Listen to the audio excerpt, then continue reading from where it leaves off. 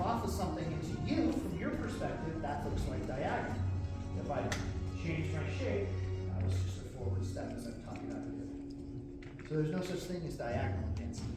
I can only rotate forward, like I was punching, or backwards, like I taught you this week, where the man is rotating backwards and the lady's rotating backwards. It's kind of like your elbow pulling on a lawnmower string. You're pulling through it. So I can only rotate forward or back. Forward side back, forward turns and back. So when I learn how to do anything, I'm trying to learn one of those 5 things. And the cool part about dancing is you're only ever doing one of those at a time. Yeah?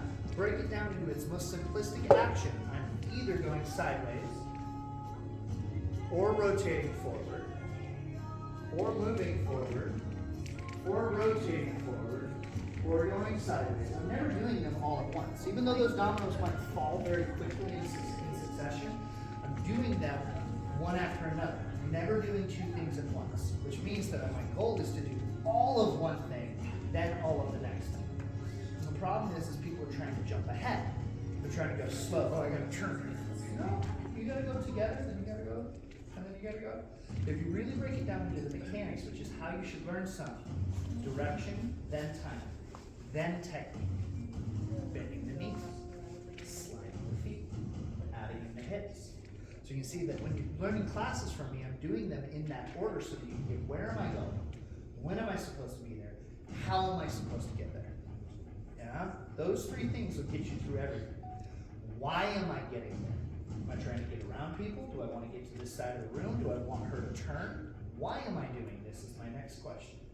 And that starts to build characterization. And that's ultimately when we all say we want to look good in dancing, that's what we're asking ourselves. Why am I doing this move?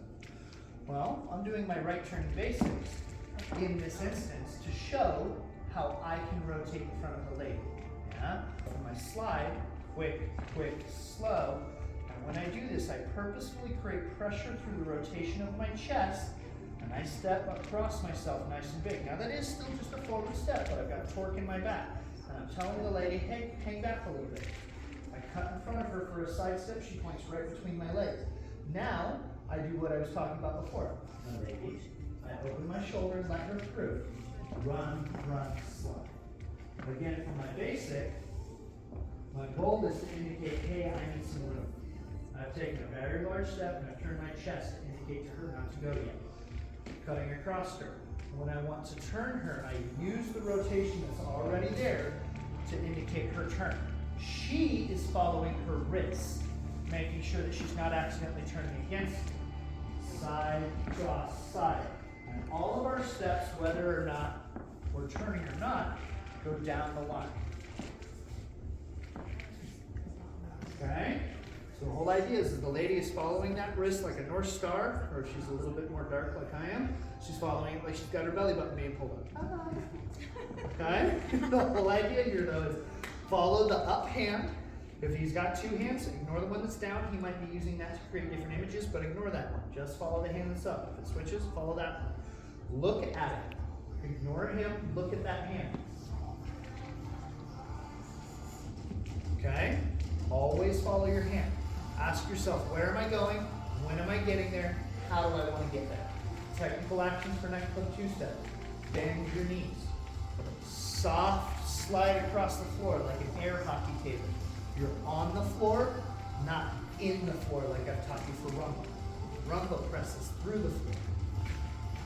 Nightclub slides across the floor. Like a routine. Okay? Keep all those things in mind because next week we're going to do the man's turn and the pivot. Thank you guys. Good job.